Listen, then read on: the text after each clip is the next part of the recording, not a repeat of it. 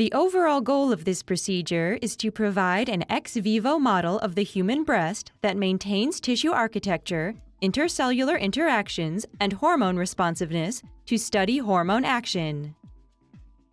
The model is based on human tissue microstructures that are prepared by first dissecting breast parenchyma, which consists of ducts and lobules, from the fatty mammary stroma. In addition to adipocytes, the stroma contains fibroblasts, immune cells, and endothelial cells.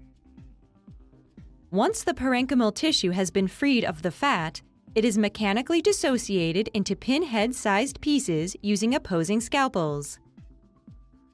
Subsequently, the tissue mass is subjected to enzymatic digestion with collagenase. Hormone stimulation can be associated with this step if desired. The tissue microstructures are then recovered by centrifugation, followed by removal of the remaining fat tissue, fibroblast-enriched fraction, and red blood cells.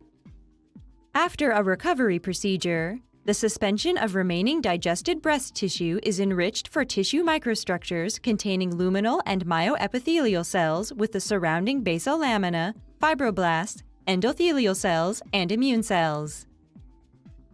Ultimately, ex vivo culturing is used to evaluate microstructure morphology.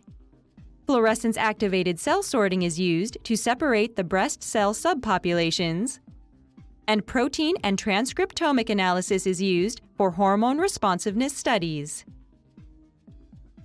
Hormones control breast development and are important in breast tumorigenesis. Hormone signaling has mostly been studied in breast cancer cell lines.